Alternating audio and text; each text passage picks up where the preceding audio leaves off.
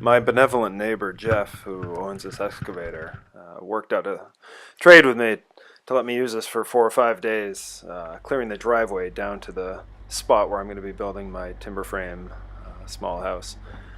And it took me about 4 days, well, 2 days of steady work, as you can see here, pulling the stumps, hardwood, mostly softwood, mostly big pine stumps. And I've pulled these out before by hand with picks and axes back in the old days when I used to do trail work. And it's all day to get one of these out, and it's about 5 to 10 minutes with this,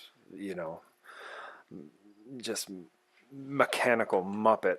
It's incredible. It's amazing, the hydraulic strength here. Just scoop, scoop, scoop, dig out the roots here, and go.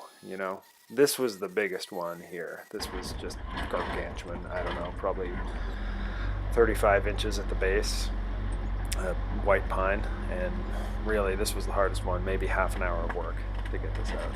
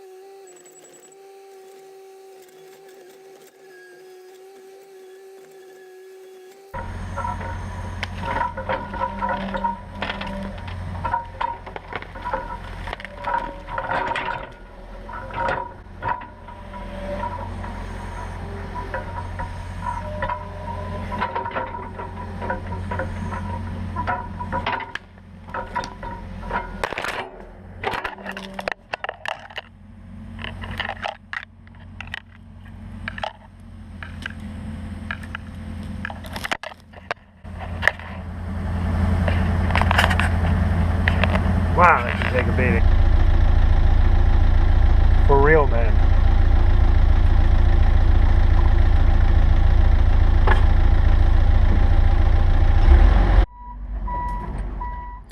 I find while running this thing in the woods, it's really important to have your head on a swivel. You don't realize, or at least I didn't realize, how big it is, and when I spin around, how the kind of circumference that it takes up. But what I would do is just go along, dig up the roots, back up, and kind of make a pile of root balls. And this here is a giant old sugar maple that we used to tap when I was a little kid that fell dead, just an ancient thing. And finally moved that out of the way and broke through the stone wall into the field where I'm going to be building. These rocks, it's incredible, these giant rocks I can throw, with that thumb, just kind of chuck them off to the side effortlessly.